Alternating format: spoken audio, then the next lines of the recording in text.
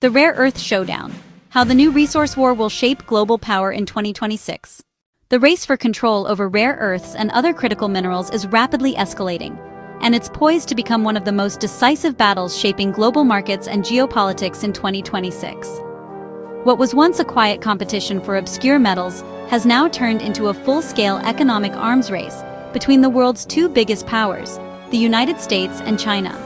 From hidden metals to strategic weapons. Rare earth elements, once confined to the background of commodity markets, have become the lifeblood of modern civilization. They power everything from electric vehicles and wind turbines to smartphones, satellites, and next-generation military systems. Whoever controls their supply holds a strategic advantage that extends far beyond economics. It defines technological leadership and national security. For decades, China has reigned supreme.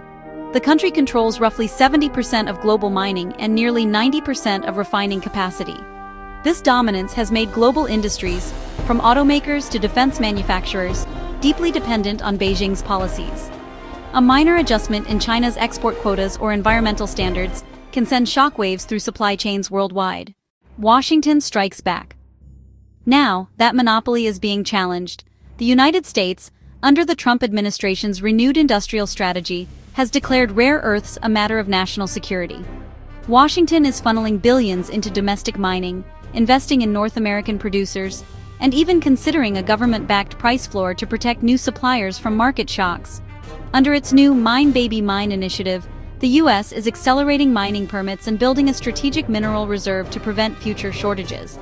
This marks the beginning of a new industrial era, where economic and military planning are once again being developed in tandem, something unseen since the Cold War. China's countermove Beijing, however, is not sitting idle.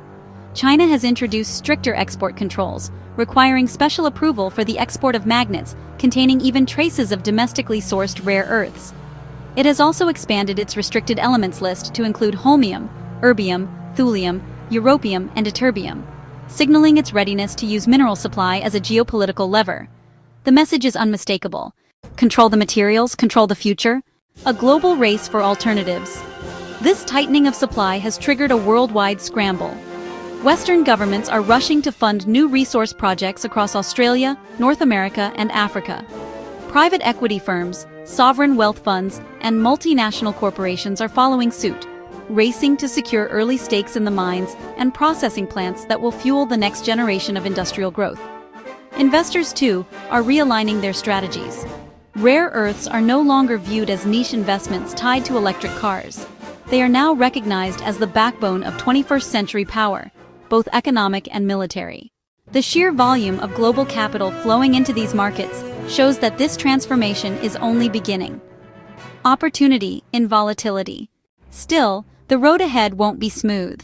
The rare earth sector is expected to remain highly volatile, driven more by political decisions than traditional market forces. Each export restriction, new mining license, or government partnership will have the potential to shake markets. For disciplined investors, however, this volatility spells opportunity. Those who understand the intersection of policy and profit will be best positioned to benefit from this evolving landscape.